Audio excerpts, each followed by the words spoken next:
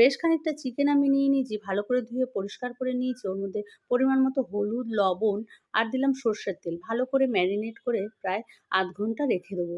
আজকে রান্না করব বিহারি স্টাইলের চিকেন। কড়াইতে ওইদিকে সর্ষের তেল দিয়েছি, তেলটা গরম হওয়ার পরে আমি কয়েকটা আলু ভেজে তুলে নিয়েছি। তোমরা না খেলে নাও দিতে পারো। কড়াইতে ওই তেলের মধ্যে জিরে, তেজপাতা, শুকনো লঙ্কা আর গোটা গরম মসলা ফোড়ন দিলাম। আদা, রসুন আর কাঁচা লঙ্কা চপারে চপ করে দিয়েছি, তোমরা থেঁতো করেও দিতে পারো। ওই মসলাটা ভাজার পরে বেশ খানিকটা পেঁয়াজ দিলাম। পেঁয়াজটা ভাজা হতে, হতে একটা মসলা রেডি করে নেবো। একটা বাটির মধ্যে জল নিয়েছি, তার মধ্যে লঙ্কা গুঁড়ো, ধনে, জিরে আর হলুদ একসাথে গুলিয়ে নিয়ে ওটা দিয়ে দিলাম। বেশ খানিকক্ষণ ভাজাভুজি করবো, যখন মসলা থেকে তেল ছেড়ে যাবে, তারপরে গোটা রসুন আর কয়েক কোয়া রসুন দিয়ে দিলাম। দিয়ে যে চিকেনটা আমি ম্যারিনেট করে রেখেছি ওটা দিয়ে দেবো।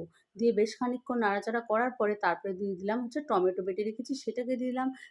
অনেকক্ষণ নাড়াচাড়া করার পরে যখন তেল ছেড়ে যাবে, পাশে জল গরম করে রেখেছি দিয়ে দিলাম। ফুটে উঠলে উপর থেকে ধনেপাতা ছড়িয়ে নামিয়ে নেবো। ভালো লাগলে